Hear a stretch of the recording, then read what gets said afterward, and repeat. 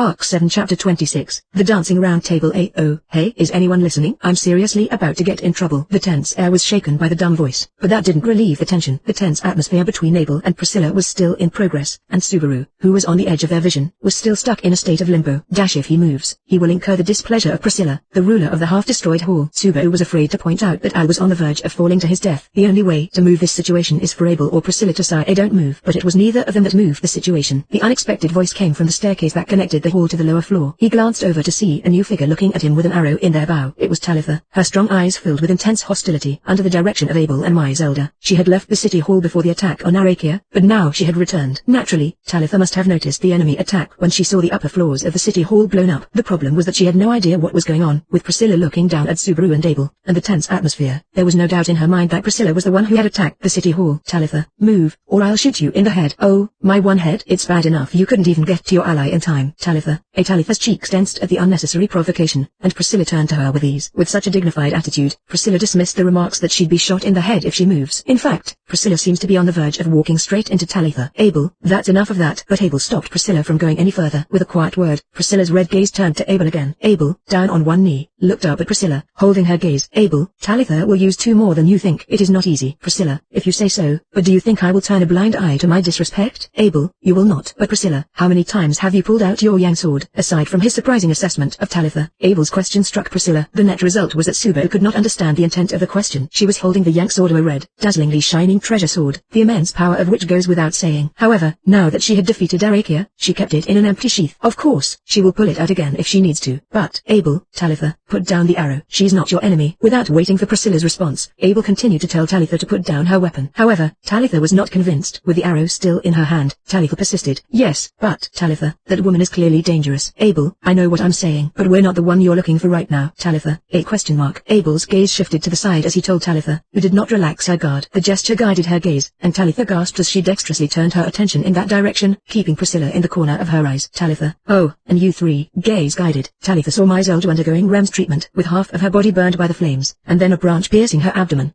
Zelda was badly injured, and although Rem was doing her best to patch her up, the pain was unshakable. Rem, Talitha-san, please call out to her. Call out, Talitha. Anew. Instantly, the previous atmosphere fizzled out and Talitha rushed over to Zelda. She grabbed her sister's hand and began to call out anew over and over again, just as Rem had said. So once again, Priscilla is left with nothing to hold her back. A once again, the standoff between Abel and Priscilla resumes. Or so it seemed. Priscilla?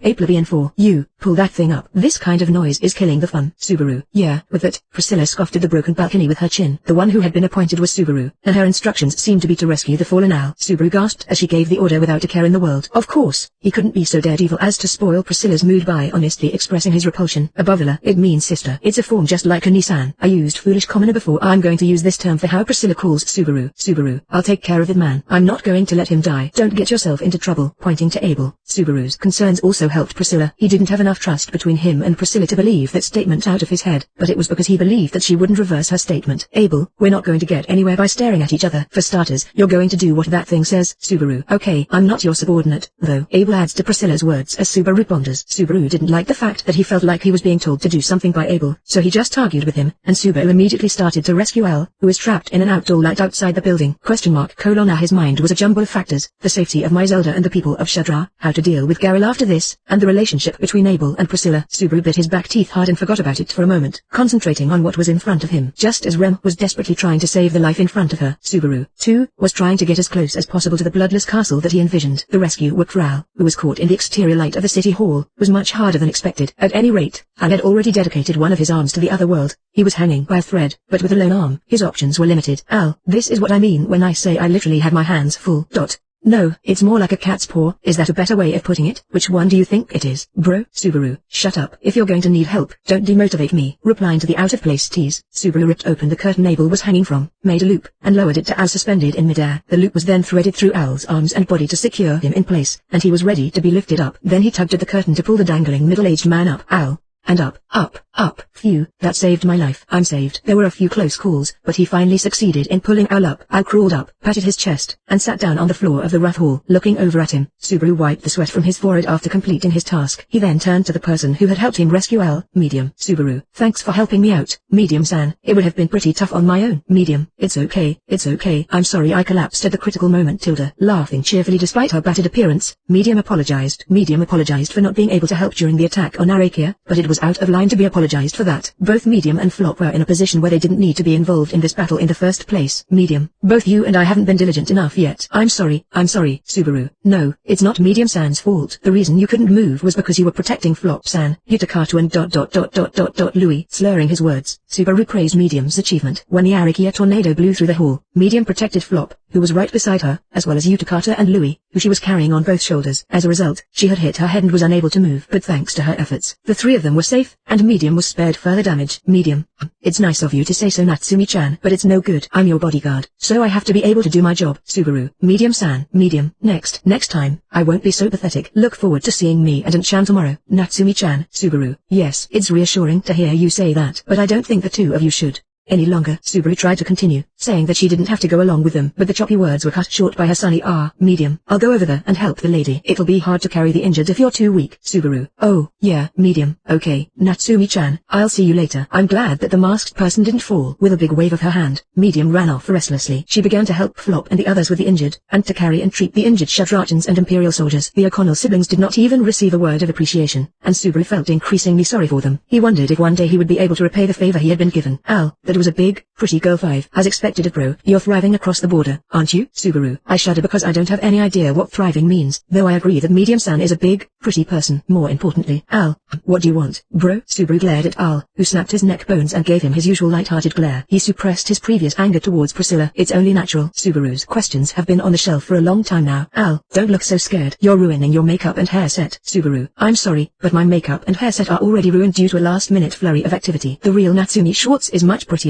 Don't get me wrong. Al, Natsumi Schwartz, was it? Al laughed meaningfully in a low throat at the sound of Subaru's fake name. When Subaru questioned his attitude, he shook his head. No, number. I'm just impressed with your pseudonym, and I didn't know bro had a hobby of dressing up like a woman. Subaru, don't be silly. I'll give you the right information about Natsumi next time, but more importantly, answer me. Why are you and Priscilla here? Al, Subaru, it was a big help to us, but that's what I don't understand at all. It's not just that we're in Geralt, it's why you're in the Empire. In response to Subaru's serious question, Al closed his mouth lightly and fell silent. It was an inexplicable intervention. No matter how much he thought about it, it just doesn't make too much sense for Priscilla and Al to be in the Empire with impunity. Of course, the same could be said for Subaru and the others from their point of view. Subaru, let me put that on the shelf. The sooner I learn, the better. Al, that's a novel idea, but that's not what the brothers really want to hear from me. Subaru, what? Al, it doesn't matter why me and the princess are in the Empire. What the brothers really want to know is how to get home from this scary and dangerous country back to their familiar home. Isn't that right? Subaru, who had been asked a question and hit a sore spot, fell silent this time. The way to return from the Empire to the kingdom. That is the information that Subaru was seeking the most right now. He had his doubts. There were questions, and there was a nagging sense of unreasonableness. But when asked if it wasn't more important to get a solution to a larger problem, if that was the essence of the question, Subaru, then you have the answer to that question. A way to get us back to the kingdom of Lunica, beyond the borders of the Empire. Al, no, I'm sorry, I don't know. I'm just trying to get your hopes up and get you excited. Subaru, Al, wait, don't be mad. To be precise, I'm talking about how difficult it is to get out of the current Empire. It's hard enough to get in, but now it's extremely difficult to get out. Subaru was frustrated by the way his emotions were being played with, but Al showed his palm and waited for him. As usual, he refused to show his true feelings. Does Subaru look like this from the eyes of 5 others? If that's the case, Subaru wanted to be very sorry. Anyway, Subaru, you can get in, but you can't get out. The reason is, Al, oh, come on, I don't have to tell you that. It means that there are people who don't want to let you leave the country in a situation where you can leave with ease. Subaru, does that mean you know Abel's true identity too? In response to Al's reply, Subaru naturally arrived at that answer. He'd heard before that the Volca Empire had a strict entry and exit policy, but if the exit ban was currently being strengthened under the conditions that Al mentioned, then the reason for that was none other than the existence of Abel. No, the Emperor of Volca, Vincent the Volca. In order to prevent Abel from escaping to other countries, the border security was strengthened. In the end, in order for Subaru and the others was to return to the kingdom of Lonica, they would have to overcome some major obstacles. Subaru. Al, if you have more information than we do, you can go to Al. Oops, I'll have to keep my mouth shut about this. I don't want the princess to get mad at me for talking about unnecessary things. If there's something you want to talk about, talk to the princess. However, he then put his right hand on the metal clasp of his helmet and made a clicking sound. Then he continued, Al, I can't guarantee that the princess will be able to tell you about it honestly, though, can I? Al, princess, I'm back. How's the discussion going over there? Priscilla. It's not going very well. I've been listening to the ones that woke up, one by one. Priscilla replied with a cheek stick to Al, who waved his hand in an easygoing tone and asked about the progress. The upper part of the building had been destroyed in the attack by Lakian, but the solid foundation was still intact, and fortunately, the contents of the city hall were still intact. Thanks to this, we were able to use the conference hall for important discussions without having to move. In the conference room with a large round table, Abel and Priscilla were seated on opposite sides of the table. In addition, Zykel and his imperial soldiers, and Kana and the people of Shadra were also gathered there. All of them were relatively lightly injured, and if Priscilla's words were true, they were probably being questioned. Kana, yo, you okay? Natsumi, Subaru. Kana, I'm glad you're awake. You're hurt. Kana, Holly's big frame came in handy. To be honest, I don't feel comfortable in this place, so I want to get the hell out of here. Kana made a pained face as she sat at the round table and noticed Subaru. Looking at the rest of the Shadras, Subaru could guess the reason for Kana's bitter face. To put it bluntly, she was the Shadra organizer of the conference hall. Kana, Talitha can't leave the chief's side. There's no point in letting Holly talk to her, so don't put me in this role.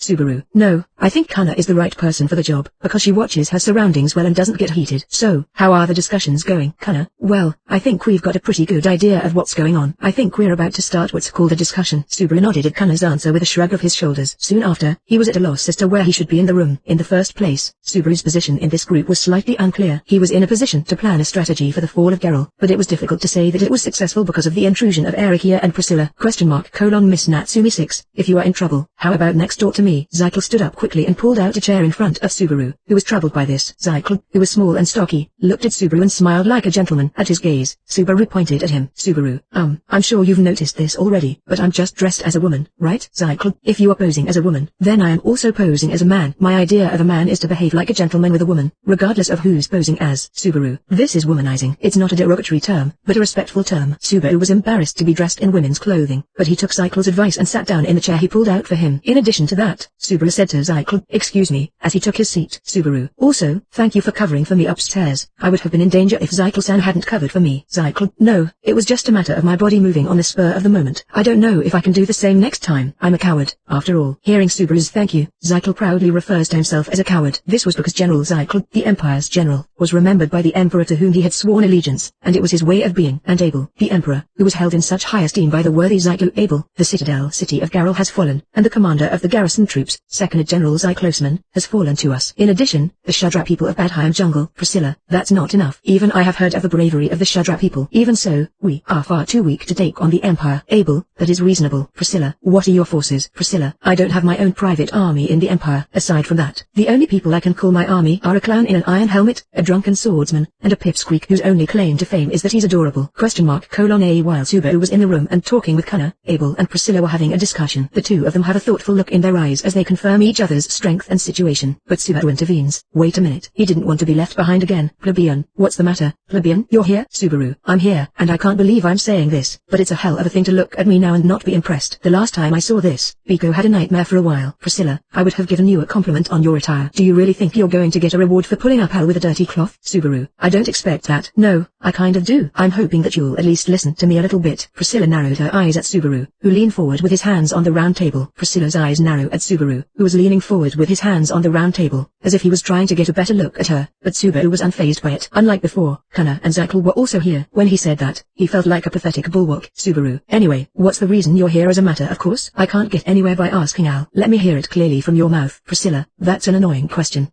I'm here to talk to that guy, Vincent Abelkus. Subaru, Priscilla replied flatly, jaw agape. In response, Abel sits back in his chair and crosses his arms, closing one eye and letting a complex emotion swirl in his dark eyes. It was a bewildering feeling that could belong to either joy, anger, sorrow, pleasure, or an inexplicable emotion that did not belong to any of them. Subaru, Abeland, but how do you know where Abel is? Priscilla, the Emperor's throne in the imperial city of Rupgana has a device that allows him to be transferred. If you are capable of detecting a political change, you can escape to the east through the device. At the cemetery where emperors are buried for generations. Subaru, the emperor's grave. Priscilla, that's where the mechanism will take him. I'm sure I'm right, Vincent. No, it's more convenient to call you Abel now. Priscilla's eyes blazed red as she turned the conversation away from Subaru to Abel. Exhaling under her burning gaze, Abel nodded. Yes, Abel, you can call me Abel now. At least I'm not qualified to call myself Emperor now that their throne has been taken from me. Priscilla, exceptional, law-abiding, and foolishly honest. In any case, you think very softly. It seems that while sitting on the Emperor's throne, you have forgotten how to stand up. Abel, look at me, and tell me I've forgotten how to stand up. Priscilla's unrelenting taunting did not deter Abel from being swarthy. At that moment, the two sides' gazes clashed feverishly, and the air in the conference room even smelled of burning. As it was, it seemed inevitable that the discussion would break down and spew fire. Well, calm down, both of you. There's nothing to be gained by getting into trouble, right? However, there was a man who had the audacity to walk into a powder keg on the verge of exploding while puffing on a cigarette. It was Al, who easily walked into the uncrackable air and smiled wryly. Standing instead of sitting, he looked at both Abel and Priscilla with a burning gaze. Al, you look like this, but you have a cute side too, princess. As soon as she found out that she had to rush to Geralt, she sent her flying dragon flying at full speed, almost enough to crush him. That's how much she was looking forward to see you, you know. Priscilla, so stupid. Al went behind Priscilla as she spoke and tried to defend her humanity, but his master didn't take his thoughts to heart and slammed the fan into his stomach with fierce force. Al screamed and fell to one knee on the spot, his body broken into a crooked shape. Priscilla, you have no right to think that you can speak for me. When did you become so superior? Be a clown and know your place. Al, but I'm sure you've come to rescue.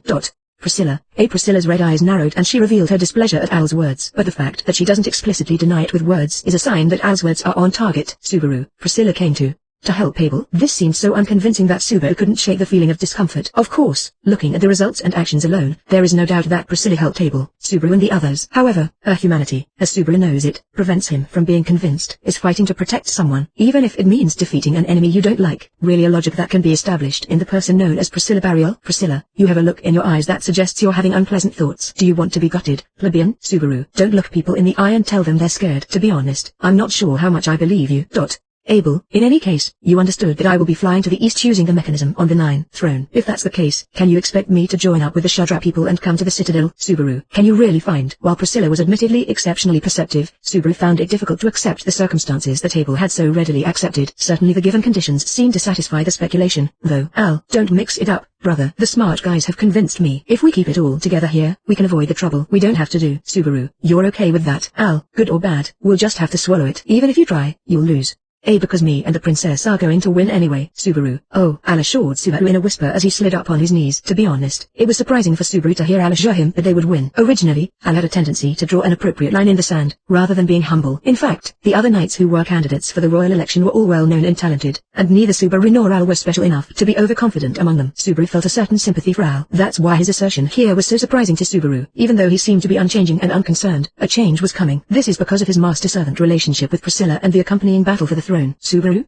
Well, I can't speak highly of myself, but I'm only talking about opponents who have a chance of winning, even if it's by 100 million. In that respect, the Arikia girl class was a disaster. You can't find a way to win. Al, that's right. The 9 divine generals are the strongest members of the Empire in the Kingdom of Lunica. It's like Reinhardt or Julius. If you were to select the strongest members within the Kingdom of Lunica, you would probably find that most of them would be from the knightly order. Not to mention Reinhardt and Julius, but it might also include Marcos, the head of the Kingsguard Knights, and Rossel, the first court mage. Subaru would like to add Wilhelm and Garfield to the list and have an all-star lineup for the 9 divine generals. Subaru. No, I'm not talking about that. And no matter how many 9 generals there are, it's hard to believe that there are people like Reinhardt. Abel, not really, number. Subaru. What? When Subaru tried to gauge the strength of the 9 divine generals as the most important opponent to be wary of, Abel said something that made him doubt his ears. What did he just say? Is there a being that can rival Reinhardt? Subaru. Are you saying that there are other cheat characters like Reinhardt? Zyklon. I'm not familiar with that word, but if you mean comparable, I'll nod. The 9 divine generals have a one above Alacia. That's it. Subaru. One of the 9 divine generals is Zyklon. Cicilus Sigmund. Zyklon said quietly beside Subaru, who opened his mouth to speak. Subaru understood that it was a person's name, and that it was the name of the one in question. The person with that name was the strongest of the Empire, the pride of Volika's cheat characters. Abel, the Blue Thunderbolt of Volika, as he is called, is a swordsman of the highest class. It's been called that like the Sword Saint of Lunica, the Praetor of Kalaragi, and the Mad Prince of Gustko. Subaru. I remember hearing that nickname before. So you're serious? Abel, if you antagonize him, you'll lose your head in the blink of an eye. That's the kind of man he is. Abel, who had his arms crossed, nodded in response to Subaru's question, his cheeks tightening. In this situation, there was no reason for Abel or Zyklon to tell a lie or a joke. In other words, The words they were told were probably simple facts. Sisilus Sigmund, the strongest man in the empire, who was as good as Reinhardt. Subaru felt a chill run down his spine as he wondered just how dangerous the superclass swordsman was, and how fierce he was. It was a battle with a huge difference in strength. If you are outnumbered and outclassed in quality, how can you possibly aim to win? Al. However, if you think about it that way, there's something. The fact that I was able to beat Miss Arikia in a position of 2 here was a big gain for us too. Subaru. Al. Despite the heavy mood of Subaru and the others, Al said in a cheerful voice, it's a very positive opinion, and it's true that he was not in the mood to go along with it easily. However, taking in Al's spirit, Subaru exhaled. That's right. If we just look at the bad side of things, we won't be able to make any progress. In fact, Subaru and his team were able to acquire the citadel with minimal damage. They even managed to add Priscilla and Al as reinforcements, although it was hard to say whether they were friend or foe.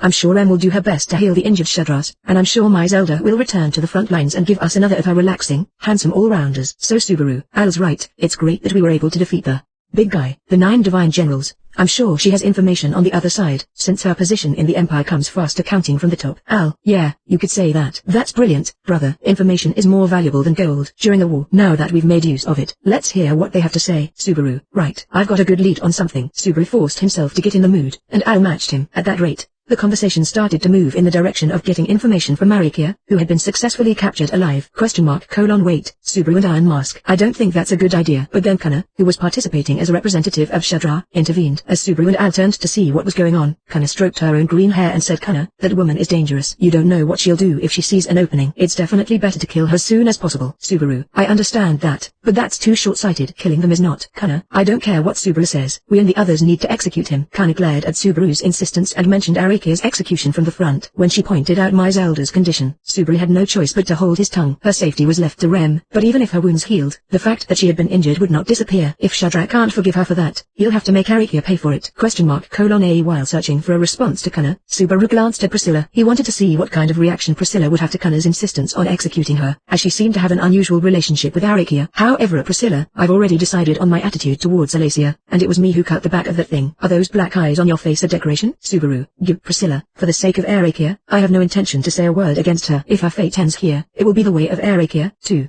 Although it would be a disgrace. Subaru. I don't understand you at all. Subaru shook his head at Priscilla, who spoke plainly while weighing up Arikia's life. In the end, the two of them seemed to have an acrimonious relationship, but judging by Arikia's attitude, they probably had a close relationship. Yet, Priscilla's attitude was very disconnected. As an outsider, Subaru has no idea what their relationship was. Subaru. But if you die, it's all over. Life doesn't come back, you know. Priscilla. Do you teach the value of life to me? Do you think that I can misjudge the value of another's life? Subaru. You're not all powerful, either. You can make mistakes, can't you? Looking Priscilla squarely in the eye, Subaru replied almost without pause. As soon as he said that, the air in the room became tense. Subaru knew that he had said something wrong. It was a pattern that he realized after he had finished that he could lose his life if he said this to Priscilla. The next moment, he might be beheaded by that shining red treasure sword. Even if that's the case, Subaru. I'm not wrong. You can be wrong, too. Again and again, Subaru repeated the statement that could cost him his life. A moment later, Priscilla's eyes narrowed in front of Subaru's eyes with a cold sound, and a scorching death came to make him pay for his indiscretion. Priscilla. Even I can make a mistake. Is that so? It's a hell of a thing. It never came. Subaru's eyes widened in surprise, and he exhaled from his clenched lungs. Taking one look at Subaru, Priscilla opened her fan noisily and directed her gaze past Subaru and towards Kana. Priscilla, before we cut off that thing's head, it would be a good to find a use for it. Kana, what? Are you trying to tell us what to do? You're an outsider. Priscilla, if you can ignore it, try it. Priscilla's gaze, having withdrawn her opinion, stroked Kana's slim body as if it were burning. Hugging herself involuntarily, Kana proved to herself the pressure she felt in that gaze. Unfortunately, Priscilla and Kana were different actors. I'll admit, I was a little nervous, but now we've got a story to tell. As if to break the tense atmosphere, Al clapped his hands forcefully on the round table and made a sound that got his attention, and he looked at Subaru through his steel helmet. Al, it's good news that bro didn't die, but it's also good news that the world didn't lose the erotic and cute girl inexorably. Then, when you wake up, we'll talk as Subaru. A big no-no. Al was just about to summarize what to do with Alacia, when he heard the sound of hurried footsteps and a panic. It was Holly, her large body twisted around the entrance of the room, who burst into the conference hall with a flurry of footsteps and a panicked voice. Her body and breath bounced as she drew everyone's attention, and she said it was a Holly. A pair of Imperial soldiers rode in, and the 9 divine generals I was catching got away.